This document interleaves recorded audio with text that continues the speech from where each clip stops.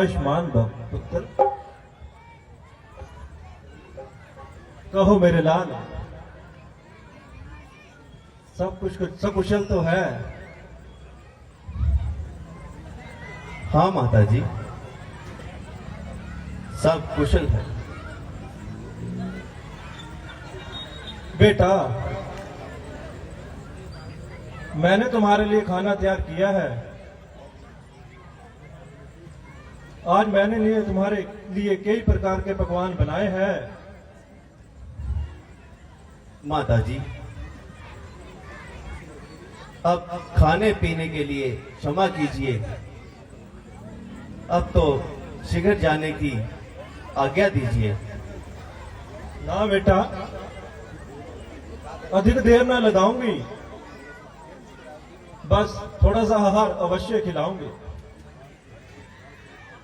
क्योंकि आज तुम्हारे रात तिलक की रस्म है और खाली पेट जाना बचपूर्ण है। माता जी, राज तिलक के लिए जो समय बीतना था वह तो कब का गुजर चुका। मुझे अयोध्या के बजाय जंगल का राज्य मिल गया। बेटा, ये तुम कैसे कैसे बात कर रहे हैं और मेरी क्यों जान को निकाल रहे हो? माता जी,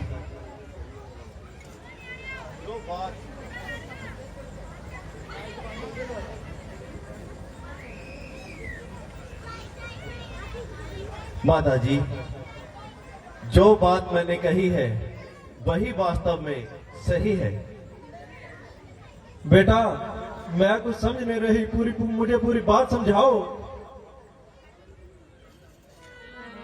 राज के बदले माता मुझको, राज के बदले माता मुझको, हो गया हुक्म फकीरी का, हो गया हुक्म फकीरी का। खड़ा मुंतजर है मेरी माता तेरे हुक्म अखीरी का। खड़ा मुंतजर है मेरी माता तेरे हुक्म अखीरी का। दिया भरत को राज पिता ने, दिया भरत को राज पिता ने, मुझे हुक्म बन जाने का, मुझे हुक्म बन जाने का। 14 साल रहूं मैं वन में, हुक्म नहीं यहाँ आने का। हुक्म नहीं रहा अब मेरी माता, हुक्म नहीं रहा अब मेरी माता। इस घर का दाना खाने का, इस घर का दाना खाने का। इसमें किसी का दोष न माता, बदला रंग जमाने का। इसमें किसी का दोष न माता, बदला रंग जमाने का। राजपाट का गम नहीं मुझको, राजपाट का गम नहीं मुझको। ना कोई फिक्र हमीरी का, ना कोई फिक्र हमीरी का। खड़ा मुंतजर है मेरी माता तेरे हुक्म अखीरी का। खड़ा मुंतजर है मेरी माता तेरे हुक्म अखीरी का। बैठी थी मैं आज खुशी में, बैठी थी मैं आज खुशी। इन बातों का शान गुमान नहीं, इन बातों का शान गुमान नहीं। सुनकर तेरी बातें बेटा नहीं, किधर में जान नहीं। सुनकर तेरी बातें बेटा नहीं, किधर में जान नहीं। तूने की तैयारी बन की, तूने की तैयारी बन की। वो चलिया की खैर नहीं, वो चलिया की खैर नहीं। प्राण त्याग दो अभी न बेटा, रहूंगी जिंदा तेरे बगैर नहीं। प्राण त्याग दो रहूंगी नहीं, जिंदा तेरे बगैर नहीं। दे दे राज खुशी से उसको, दे दे राज खुशी से उसको। भरत मुझे कोई गैर नहीं, भरत मुझे कोई गैर नहीं। तू भी बेटा बैरी बेटा भरत मुझे कोई बैर नहीं। राज किसी से दे दे उसको, राज किसी से दे दे घटेगी मेरी शान नहीं, घटेगी मेरी शान नहीं। प्राण त्याग दूं अभी बेटा, रहूंगी जिंदा तेरे बगैर। माताजी, माताजी, माताजी जरा अपने आप को संभालिए। ओह बेटा, ये तुम क्या कह रही हो? माताजी, कुछ समय की तो बात है, 14 वर्ष तो जो ही बीत जाएंगे और मैं शिखर से शिखर अयोध्या वापस आऊंगा। माताजी, वह कैसे बेटा? वह ऐसे है माताजी कि पिताजी ने हमें आज्ञा दी है, उनकी आज्ञा का पालन करना मेरे लिए परम आवश्यक है। माताजी, अगर मैं आज्ञा का पालन ना करता तो हमारे कुल की बदनामी होगी। माताजी, आप तो जानती है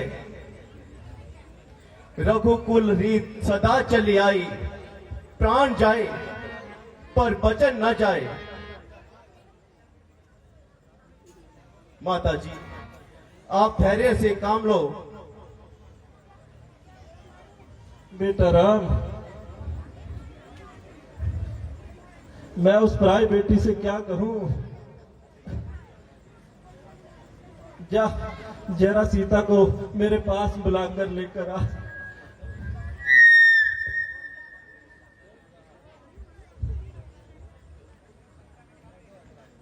माता जी प्रणाम। कहिए मेरे लिए क्या आज्ञा है? बेटी क्या बताऊं और क्या बताऊं और तुझे क्या समझाऊं और अपने दिल से क्या बताऊं? हे प्राणनाथ, आप ही कुछ कहिए। माता जी इस कदर आंसू क्यों बहा रही है? प्राणनाथ, क्या मेरी निस्बत माता जी की कोई शिकायत है? नहीं नहीं, माता जी तो वृथा में ही रंज करती हैं, वरना बात तो बिल्कुल साधारण है। प्राणनाथ, यदि कोई हानि ना हो तो मुझे भी बताइए। प्रिय, पिताजी की आज्ञा कि मैं 14 वर्ष के लिए वन को जाऊं, बस इतनी सी बात को लेकर माताजी नाराज हो गई। प्राणनाथ, जो कुछ भी पिताजी की आज्ञा है वो मुझे भी बताइए। प्रिय, पिताजी की आज्ञा ये है कि मैं 14 वर्ष के लिए वन को जाऊं। प्राणनाथ, ये आपकी दासी भी आपके साथ जाएगी। मैं आपके चरणों में रहकर अपना पूरा जीवन बिताऊंगी। प्रिय, तुम मुसीबत के समय मेरी सहायता करो, जो कि आर्य स्त्रियों का काम है।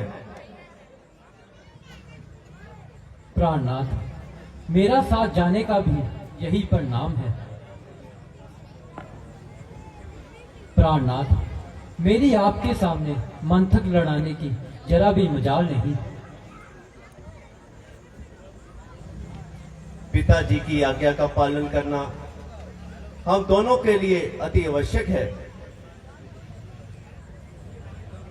प्राणनाथ, मुझे भी पिताजी की आज्ञा हर समय स्वीकार है, किंतु मैं अपने पतिव्रता धर्म से लाचार हूं।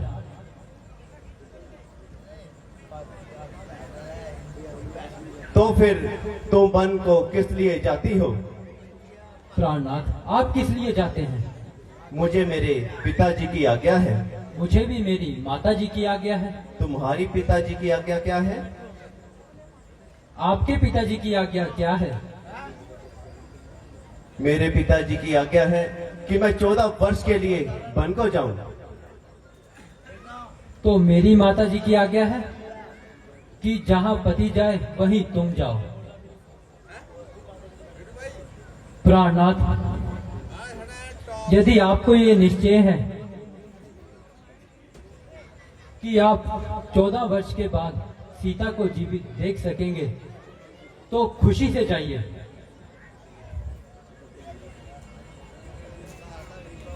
माता जी, मैं आपके पांव पड़ती हूँ और आपसे जाने की आज्ञा लेती हूँ। बेटी क्या कहूँ, रोते रोते तो अब आंखों का पानी भी खत्म हो गया। अच्छा बेटी, किसी से क्या गिला, मुझे तो अपने कर्मों का फल मिला है।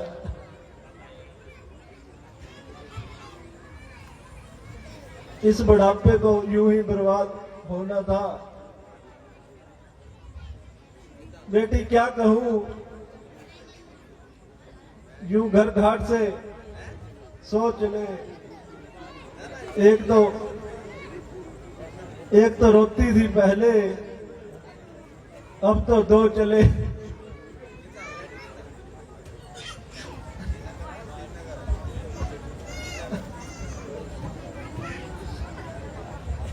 माताजी प्रणाम।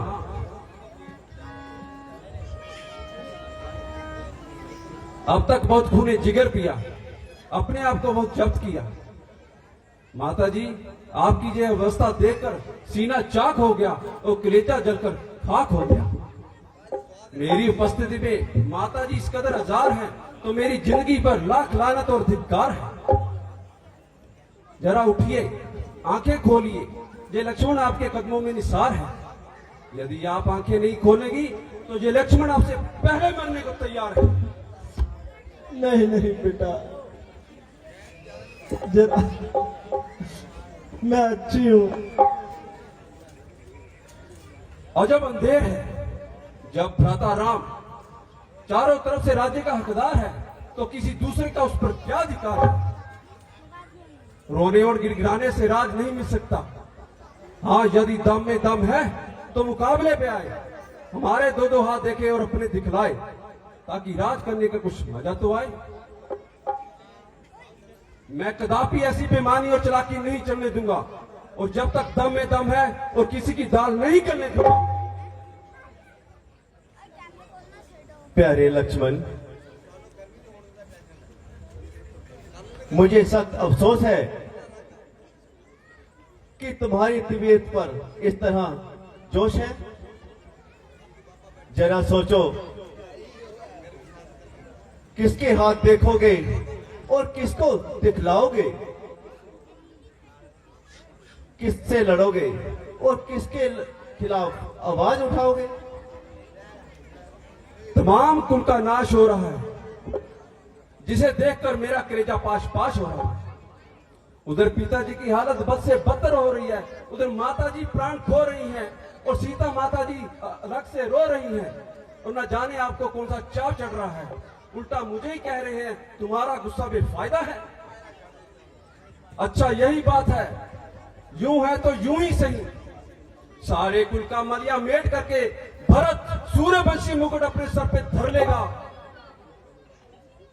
परंतु अन्याय इसी का न्याम है। तो मैं भी एक एक को राज करने का मजा न चुका दूं तो सुमित्रा का दूध एक बार नहीं लाख बार हराम है। प्रिय भाई, अपने गुस्से को अपने दिल से निकालो और जरा अच्छी तरह दृष्टि पर नजर डालो। अफसोस कि तुम मामूली सी आजमाइश में ही इतना घबरा गए। बहुत अच्छा। यदि रघुकुल की यही रस्म है तो अयोध्या में रहना मेरे लिए भी कसम है। जीते जी आपका साथ नहीं छोड़ सकता और आपकी सेवा से हर किसी अपना दिल नहीं मोड़ सकता।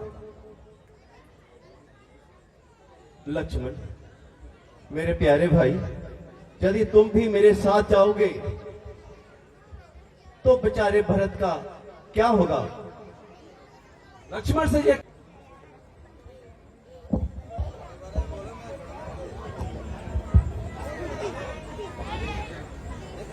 ओह बेरहम, अभी तेरा कलेजा ठंडा नहीं हुआ। अभी तू अपने आंखों से पास नहीं आ रही। परमेश्वर की कुछ तो शर्म कर। पिताजी, जरा चित्त कर, जरा जब तो फरमाइए। माना कि आप माता जी की आज्ञा से बिल्कुल खिलाफ है, मगर इस समय ऐसे शब्द कहना भी आपकी शान के सख्त खिलाफ है। अच्छा बेटा, ईश्वर तुम्हारा निगहबान। परंतु दशरथ अब कुछ ही दिनों का मेहमान है। बेटा राम। पिताजी, माता जी, आप दोनों को मेरा अंतिम प्रणाम।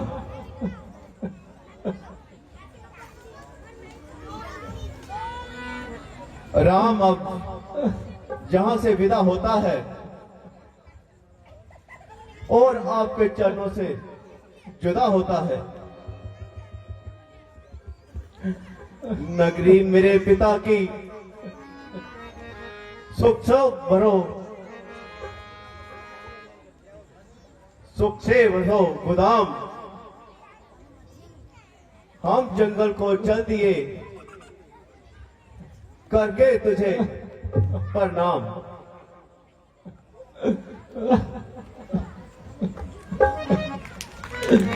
आपने ये कैसा भेष बना रखा है, जरा मुझे बताओ। मित्र,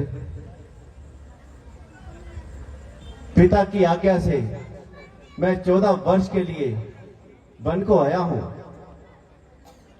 मेरे साथ छोटा भाई लक्ष्मण और मेरी धर्म पत्नी सीता साथ हैं।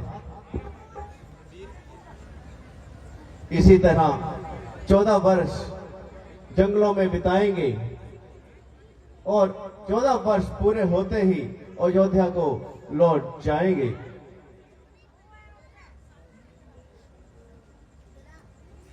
अच्छा, 14 वर्ष पूरे होते ही? यह समय तो बहुत ही ज्यादा है। मगर आप ये बताइए कि आप 14 वर्ष के लिए क्यों आए हैं? मित्र, अब तुमसे क्या छिपाएं? मेरी सौतेली मां ने किसी समय मेरे पिताजी से 2 वर मांगे थे, तो कुछ दिन पहले माता ने पिताजी से वो दोनों वचन मांग लिए, जिसमें मुझे 14 वर्ष के लिए वनवास और मेरे छोटे भाई भरत को राज्य का दर्जा मांगा है। बस यही छोटी सी कहानी है। अच्छा, आओ मित्र, मेरे राज्य में प्रस्थान करो। नहीं मित्र, अब मेरा किसी भी बस्ती में पांव रखना मेरी शर्त के खिलाफ है।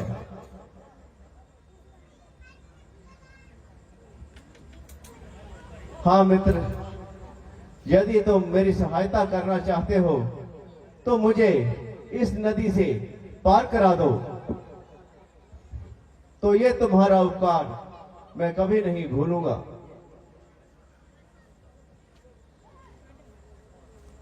कैसा उपकार महात्मन? मित्रता में कभी भी उपकार नहीं होता।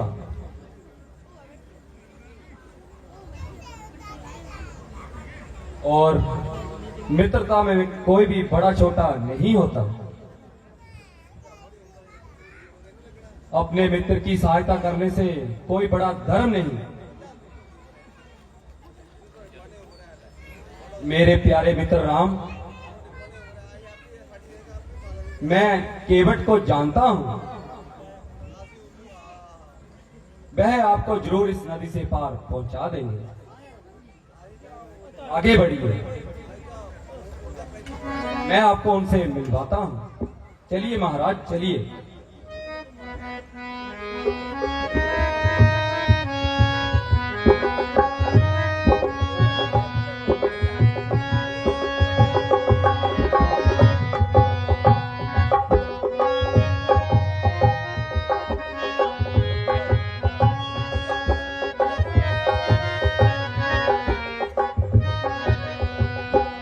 है कोई इस नदी से पार जाने वाला?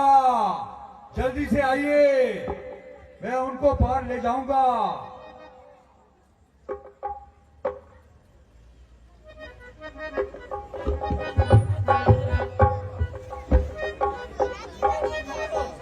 केवट जी। अरे महाराज भूनिषाद जी, आप यहाँ? हाँ केवट, आज मेरे प्यारे मित्र राम जी मेरे राज्य में आए हैं।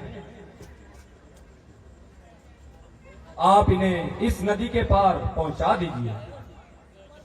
नाम फिर से दोहराइए इनका। राम। राम। राम। राम को नदी से पार ले जाऊं तो इस रोजी रोटी से जाऊं? मैंने सुना है इनके पांव में चमत्कार है। चलो फिर भी देखता हूं। राम, मैं आपको इस नदी से पार इसलिए लेके जाऊंगा, पहले मेरी एक शर्त है। कहो केवट जी, क्या शर्त है आपकी? मेरी शर्त है, सबसे पहले मैं आपको अपने इस तपस्या में आपके चरण दिलाऊंगा। उसके बाद आपको अपनी नौका में बिठाऊंगा। यदि वो मेरा तपस्या हवा में उड़ गया तो मैं आपको आगे नहीं पहुंचाऊंगा। मैंने सुना है आपने एक पत्थर को पांव लगाया था, शिला को पांव लगाया था, तो वह नारी बनके आकाश में चली गई थी।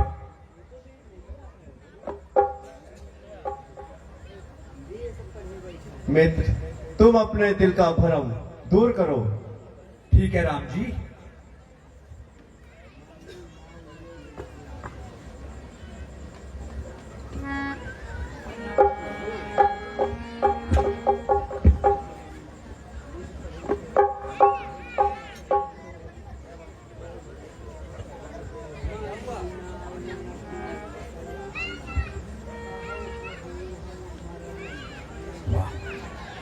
ये तो चमत्कार है, मेरी त्वचा बच गई। अब मैं इनको पार ले जा सकता हूं। बोले सियापति रामचंद्र की। चलिए, आप मेरे साथ चलिए और मैं महाराजा गु निषाद जी की आज्ञा का पालन करता हूं। आइए।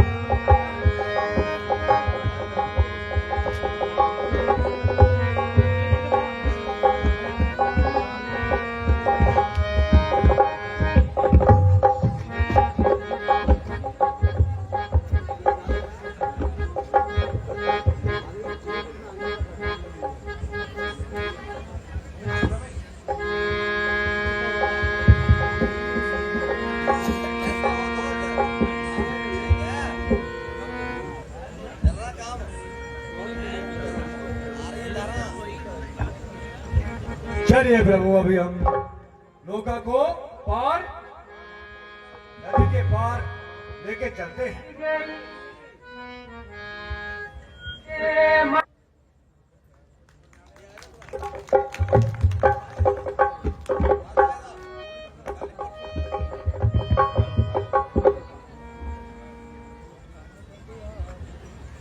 चलिए प्रभु श्री राम, अब आप इस नदी के पार आ चुके हैं। आइए।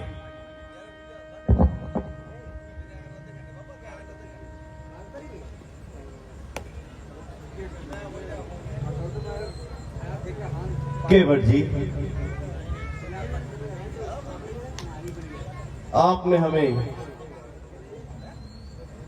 नदी से पार तो करा दिया है, लेकिन इसका मूल्य हम आपको भेंट करना चाहते हैं, क्योंकि इस समय हमारे पास कोई धन राशि तो नहीं है, बस एक छोटी सी मुंदरी है।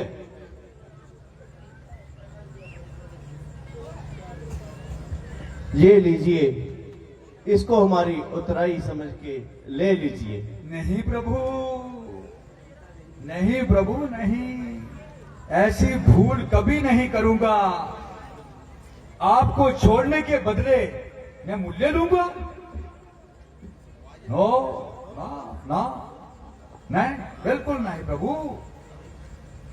मैंने तो आपको ये छोटा सा समुद्र पार करवाया है, आप तो उस महासागर के मालिक हैं। यहां इस मृत्यु लोक से जब मैं जाऊंगा तो आपने मेरी उस आत्मा को संभाल लेना भगवान, मेरी उस आत्मा को संभाल लेना। वहां इसका कोई मालिक नहीं होगा भगवान, कोई मालिक नहीं होगा। बस यही मेरी एक शर्त है भगवान, यही मेरी एक शर्त है। क्या यह शर्त आपको मंजूर है भगवान? हाँ केवट जी, तथास्तु। अभी हम चाहते हैं भगवान, और हमें जाने की आज्ञा दीजिए।